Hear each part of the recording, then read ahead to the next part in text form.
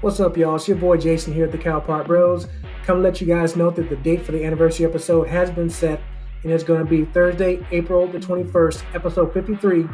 Mark your calendars down for that. It's going to be a good show, and the main thing is we want to hear from you. So make sure you continue to send us your messages via cowpotbros.com, the message button there, cowpotbros@gmail.com, 405-877-BROS, or just hit us up on social media and let us know what you thought about the first year of the Cowpot Bros, what you liked, didn't like, favorite moments, favorite segments, what have you. Make sure you get those to us by Thursday, April the 14th, the week before. So make sure we have it in time to get it in for the show, okay? And no matter what, make sure you remember this. When it comes to all things Cowpot Bros, make sure you like us, love us, share us, and follow us. Because if you like us, why wouldn't you?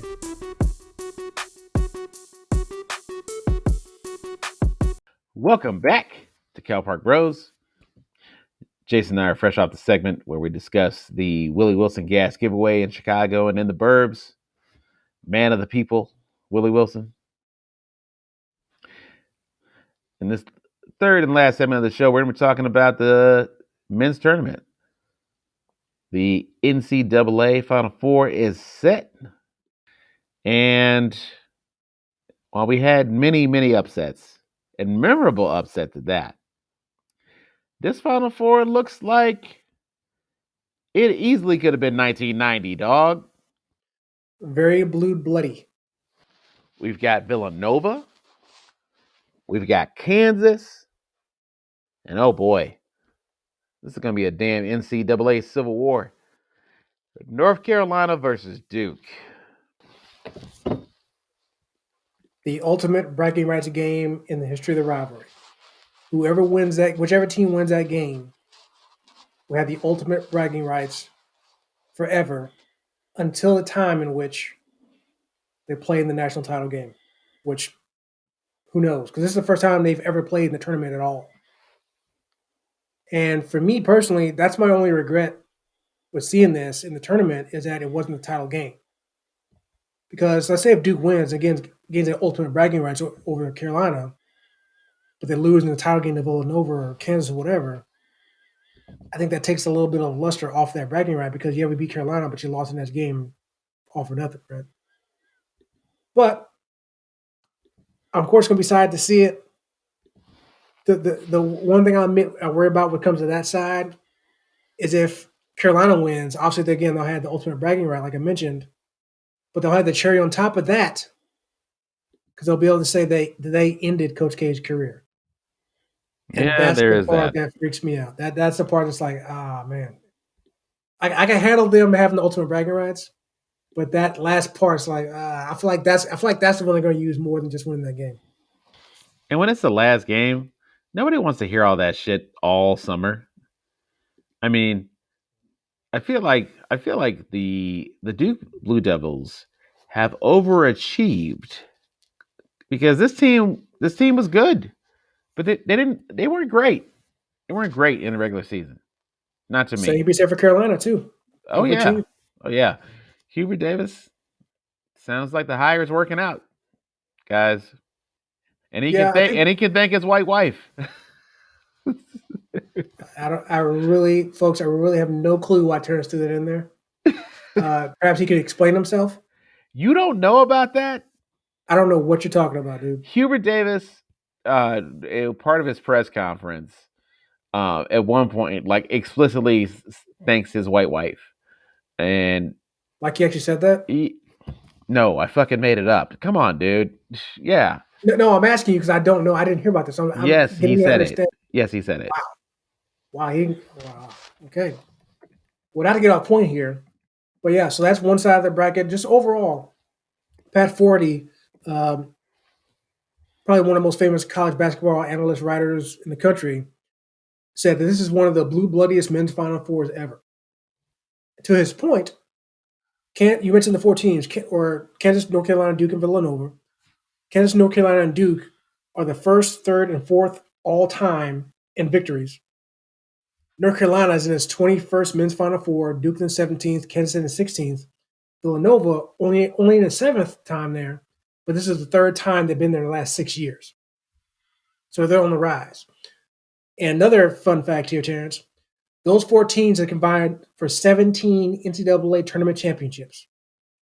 The last time that every Final Four program in the Final Four came in having already won 3 national titles never happened. So from that aspect, Pat Forty is right. This is the blue bloodiest of the Final Fours ever.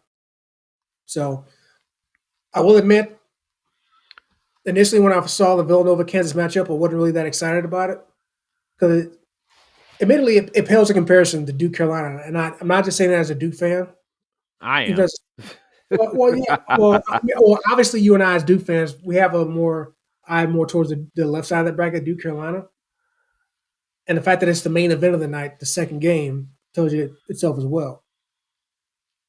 But from the other aspect of, like I mentioned earlier, Villanova, this is their third time in the last 6 years being in the Final Four, and they won it 2 of those times. So this could be the third time winning a national title in 6 years.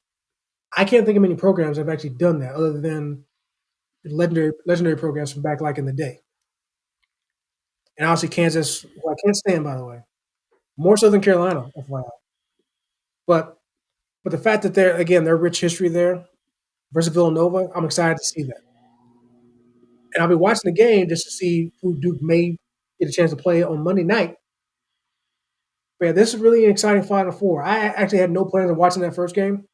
I actually want to watch it. I think it actually might be pretty good. Your thoughts? I totally want to watch the games. I feel like I've been watching at this point, I've watched out of the round of 64 up to now, I've probably watched a good 20 hours worth of basketball. I will admit, as far as live games, I haven't watched any but one. I don't have live TV anymore. I chose to get rid of it. But I've been keeping track of scores live as they happen, and radio listens, things like that. So I haven't watched as much as you. But going back to one of your other points, I'm probably most excited because I agree with you. When this tournament started, I did not expect Duke. Well, actually, I put it in my bracket pool, but I really didn't expect Duke to make it to the Final Four. I had them pegged in my head to lose to Gonzaga, even though I picked them in the bracket to win. Partially did that because I know they were kind of up and down, inconsistent, and I'm like, if they're fortunate to get to Gonzaga, Gonzaga's not going to beat them, or rather, they're not going to beat Gonzaga, and Gonzaga wasn't even there, so that might have helped. Um, yeah, and the fact that Kansas is the only number one in the Final Four, that tells you a lot too. So um, I think that's partially what has me interested on that side. They're, I mean, the only remaining number one. But yeah, Saturday night, April 2nd, kicking off, man. I'll tell you right now, I am going to be watching those games live, folks. I will be watching those live as well as the title game. I can't miss that, especially if Duke's in the title game. Of course, I'm going to watch it. I'll make sure of that. Um, so we may have to cancel our meeting that night, by the way. So, Jesus. although we're Duke fans, so we should probably do it during the game. So there you go. I think that's a good use of time, my guy. Yeah, it's I'm all for chaos in the first round and in the second round. Once we get to this level, I'm like, all right, I need the old Titans to rein this in somewhat. So okay, so I asked this question in a group on Facebook, but I asked it to all the people in the group who weren't Duke or Carolina fans. It's a sports group, by the way, folks. Let me ask you, I know it's going to as a Duke fan or just a general sports fan. You mentioned you like chaos like in the first rounds, not to this point. Was part of you rooting for Carolina to win over St. Peter's then? I find that I typically root for the best story. The best story is the Blue Bloods actually making it to the Final Four. Really? Okay. I mean, that doesn't take away from the story that was St. Peter's. And props to their head coach, Shaheen. Shaheen Holloway, right? Yeah, I agree. I actually heard that question on the radio the other day before that game happened, and they were asking people, "Call in, what you'd rather see? Do Carolina for the first time ever in the tournament, or would you rather see a 15 seed make it to the Final Four as like an upset. People called in one after another with their opinions. And I asked the people in the group, again, non-Carolina Duke fans, that question specifically. And surprisingly enough, most of them actually said they'd rather see Carolina. Trying to take the Duke side of it out of it, I actually wanted to see St. Peter's there, not because that would have them against Duke, but because, again, as a sports fan, I like seeing things I've never seen before and probably will never see again. We may never, it hasn't happened yet, but we may have never seen a 15 seed ever in the Final Four. But they were that close. Well, until the game started, they were that close. They got destroyed by Carolina, obviously, but Yeah, they shouldn't hang their head high. It's just oh yeah, listen, absolutely. NCAA games like that, styles make fights, and if you go against the wrong person, you can easily be down 20. Exactly. And I know they always say there's no victories in losing, but just from the aspect of the fact that there was no 15 seed ever made it to the Elite Eight, and they were there. So kudos to St. Peter's. Good for them. I know we're talking. And also, one last thing for me for the second. Definitely, we can keep talking about this. I do want to point out and give a shout out to the women's Final Four. They have some really good powerhouse teams in there as well. For those of you who actually are fans of women's college basketball, you got South Carolina, Stanford, Louisville, and of course UConn. Four big powerhouse programs doing very well right now. Matter of fact, all four of them were in the top five of the final AP poll for women's college basketball. So, kind of the same thing. I wouldn't call them all four blue bloods, but the fact that seemingly four of the best five teams made it to the Final Four. So, kudos to them. Um, and obviously, UConn and Stanford, definitely people know them. They're definitely legendary programs. I believe they're like in the top three or four all time in program wins for women's college basketball. So they're set up to have a great Final Four as well. Wanted to give them a shout out to. We're not sexist here at the Cowboy Bros, so I wanted to make sure we put that out there. But yeah, man, this Final Four for the men for sure. It should be a good one. The only thing I hope is on either side, there's no blowouts. I want them to be two good, solid one possession games. Come down to the final minute, and there you go. Make it happen. Make it worth my while. It happens to be my brother's birthday on Saturday too. So hopefully it's good games for him. He's a Carolina fan. Um, I hope he enjoys a good game. But that's it. Hopefully he gets that small bit of disappointment on his birthday with the Duke win. And I know he's gonna be listening to this, so I'm telling you now. Enjoy the good game. But it will be a Duke win. And Duke will be in the title. And then everybody can say that the tournament's rigged because of course Coach K's, blah blah blah blah blah whatever. It's not rigged, folks. It's just luck of the draw. Yeah, I think I'm actually more interested because forgive me, her name Paige Beckers. The fact that she had the catastrophic injury last year, she's coming back, obviously still killing it in a weird way. I typically wouldn't root for UConn, but I'm kind of rooting for her. Like it would be good to see if they. I'm definitely on the opposite side of that. I've never been a fan of UConn. I'm actually kind of very glad that they're not that dominant program anymore. I mean, they had a good season. They're 25-5, but the record's more like amongst the midst of everybody else. They're not that two-loss team, that one-loss team anymore, going undefeated. They're more human. So I kind of like that. It adds a little bit more parity going into this tournament.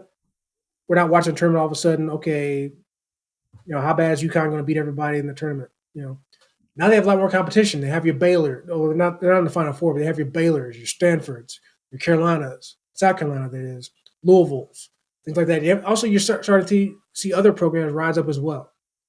Again, maybe it's the popularity of the sport. I don't know. But yeah, unlike Terrence, folks, I'm definitely not rooting for UConn. Specifically, I'm not rooting for Paige Buckers either. But that's more of a personal reason that I'm not going to get into in the show. Wow. But Okay. Yeah. yeah, Text me later though. Anyways, yeah, man. I think I'm with you. I'm hoping for really close games, and I'm also hoping that Duke wins because it will literally it will literally change college basketball How so? if it's the most storybook ending if Duke wins. Oh, absolutely. It doesn't. For this college basketball, at least, it doesn't get any more storybook than this. I don't see how it could. You have your coach that's considered the greatest coach of all time, and in this scenario, going out on top, the sixth national championship, which I believe is or not for him personally. Well, I believe they'll get the program that's tied for the second or third most championships of all time. So yeah, definitely a good way for him to go out, and it puts even more pressure on John Shire to say, hey, look, we know this is your first year of the program, but we were just a national championship team. The bar is set, sir. The bar is set. Hashtag what you gonna do? Yeah. And you know, we can, we'll probably might go talk about this later, folks, once the tournament's all over and see what happens with Duke. But I agree with Terrence. Absolutely, this Coach K win will be the most storybook ending, probably honestly, probably to any sport. You know what I mean? Yeah. I I mean just hearing Coach Krzyzewski's voice, it's very raspy. It's he doesn't even sound like the same guy. And I'm not trying to be um ageist when I say that, but this obviously he doesn't have the same voice. Listen, after screaming with the Cameron crazies and the tournaments over the course of a 40 plus year career, he's supposed to sound different. And I think win or lose, we have to appreciate this moment and this tournament for what it brought us. We really do. Because with the one and done deal with college basketball, I feel like we've we've managed to not appreciate the gems that we had in these basketball tournaments. Yeah, I mean, at some point, obviously, we're going to get past the one and done era. But the fact that obviously we're in it, Coach K also jumped into it as well. Got him a championship. Got him at least one championship. Um, well, they got him one, maybe two. But that notwithstanding, yeah, it definitely you have to appreciate it. I was actually looking at the list of like all-time winningest coaches in all of college basketball, men's college basketball, and obviously there's some coaches from Division two, Division three that actually are up in the thousands area like he is. But just the fact that he's been coaching for as long as he has, 40 something years, like we said before, he's been coaching overall, not even just at Duke, longer than you and I have been alive. Wow. Right. Now, even been at Duke longer than we've been alive too. But yeah, so no matter what happens, obviously we're hoping they're still playing on Monday at the very least. And that's kind of why we're talking about the whole what if championship stage, because by the time all this stuff happens, it'll be before we record the next episode. Um, so obviously fingers crossed that we get to see two Duke wins, not just one. But and I know I'm not counting the win against Carolina already. I'm not doing that. I'm just saying. Yeah, we're not counting that chicken before it hatches. Even though Uh, even though even though as fans we can do that, as long as they don't do that, so we're good. So yeah, as long yeah. as the I players just and know. coach. Yeah, I just know that I'm impressed that we ended up somehow with a Final Four with Jay Wright, Bill Self, and Mike Krzyzewski. That's a lot of coaching star power. And I know, listen, it's a players. It's no different than the professional league. Players got to play, but it is something impressive that the we had one basketball player say, hey, buy blue bloods, but yet here they are in the Final Four. Well, I think with college basketball, probably all college sports, really. I think yeah, players got to play, but I think the coaches are really more of an important figure than they are in pro basketball because with college basketball, especially with the one and done era, head coaches are your fixture on the team. You know what I mean? So the coaches are very important. They are the program. Whereas an NBA team like the Bulls, I don't even know who the Bulls coach is. So yeah, exactly. So obviously the program, the Bulls team organization or team is not the coach, it's the players. So I think that's a little bit of a difference It's there. Billy Donovan, dog. Thank you. Like I know you ain't got live TV, but shit, you still got the internet. But that's what I'm saying. Coaches, no offense to the NBA coaches, but they don't matter. So well. Phil Jackson would like to have a word with you. Phil Jackson had the benefit of coaching Scottie Pippen, Michael Jordan, Shaquille O'Neal, and Kobe Bryant. And how many rings did those people win before Phil Jackson was in their life? How many rings did Phil Jackson win before he got to those guys, or they came to him? Exactly. I None. It's the same answer. None. no, because I'm of the opinion that the coaching is relevant, and listen, it's not a matter of, oh, well, Michael Jordan and Scottie Pippen was holding Michael Jordan and Scottie Pippen back. No, it's a reality that those skills evolved, those teams evolved, and they evolved, and the coaches evolved at the right time. Okay, I think we found the topic for episode 51. Let's get back on topic here. Jesus. The 2022 men's Final Four, okay? Yeah, dog, it's kicking off this Saturday, April 2nd. The 2 Final Four games, and then their team run up in the championship game Monday, April 4th, man. It's going down. The blue bloodiest of the Final Fours ever, bro. I'm glad to be alive to see it. I'm glad that Coach K arrived here, because no matter what happens in this game, he's been to 13 Final Fours.